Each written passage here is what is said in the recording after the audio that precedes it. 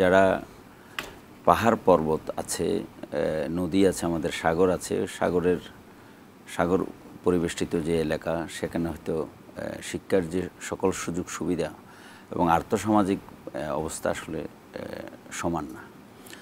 আমরা চট্টগ্রাম বোর্ডে যেটা প্রত্যক্ষ করি, চট্টগ্রাম জেলায় নগর এবং নগর বাদ দিয়ে যে এলাকা, সেখানে যে ফলাফলের হার দেখা যায়, আমরা পিছিয়ে পড়ি তখন বান্দরবান, রাঙ্গামাটি এবং খাগড়াছড়ি জেলায় গেলে। তো ওখানে আমরা দেখেছি একজন হয়তো যারা ট্রাইবেল, তারা হয়তো 15-16 কিলোমিটার দূর থেকে এসে স্কুল করে, আমরা তথ্য নিয়েছি। এবং সেখানে রিমোট অঞ্চলগুলোতে, স্কুলগুলোতে হয়তো বিজ্ঞানের শিক্ষক নেই, অঙ্কের শিক্ষক নেই, ইংরেজি শিক্ষক নেই। আবার ওখানে আর্থসামাজিক প্রেক্ষাপটে আমাদের জীবিকা নির্বাহ করা খুবই কঠিন এবং তারা প্রায় দরিদ্র। সরকার অনেকগুলো প্রণোদনা দিচ্ছে এবং শিক্ষাক্ষেত্রে সাহায্য করার চেষ্টা করছে, কিন্তু সেটা নগরের সুবিধার মতো হয়তো সমান্তরালে এগুচ্ছে না। এইবার কিন্তু চট্টগ্রাম বোর্ড একটা আমরা দেখলাম যে আমাদের পাহাড়ি অঞ্চলে পাশের হার গত বছরের তুলনায় বেড়েছে। এটা একটি ভালো খবর, এটা আমরা হয়তো একটু চেষ্টা করেছি।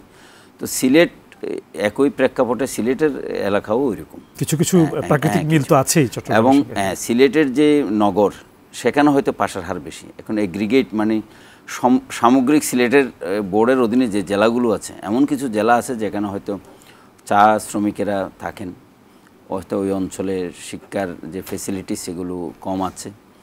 চা শ্রমিকদের সন্তানদের একটা বড় অংশ তো শিক্ষার আলো থেকেই বঞ্চিত হতো। যাই হোক, কিছু স্কুল তৈরি হওয়া, তাদেরকে অন্তর্ভুক্ত করার প্রক্রিয়া সরকারি এবং বেসরকারিভাবে থাকায় কিছুটা সরকারের প্রক্রিয়া আছে ওই সমস্ত এলাকাকে আলোকিত করার, এবং সেখানে অনেকগুলো মাননীয় মন্ত্রী মহোদয় আজকেও বলেছেন ওই সমস্ত এলাকায় যাতে এমনভাবে শিক্ষক নিয়োগ করা হয় যাতে ওই সমস্ত এলাকায় যারা আসলে শিক্ষাদানে থাকবেন, ওখানে বসবাস করবেন, সেই ধরনের শিক্ষক যাতে ওখানে দেয়া যায়। আচ্ছা, ওইভাবে যদি ব্যবস্থা নেওয়া যায় হয়তো সেই অবস্থা থেকে উত্তরণ ঘটতে পারে। আচ্ছা, নগর কেন্দ্রিক কোনো শিক্ষককে নিয়ে যদি ওই সমস্ত রিমোট এরিয়ায় দেওয়া হয়, আসলে তারা থাকতে চান না। ফলে তাদের থেকে যে সেবা জনগণ পাওয়ার কথা সেই এলাকার, তারা হয়তো বঞ্চিত হয়।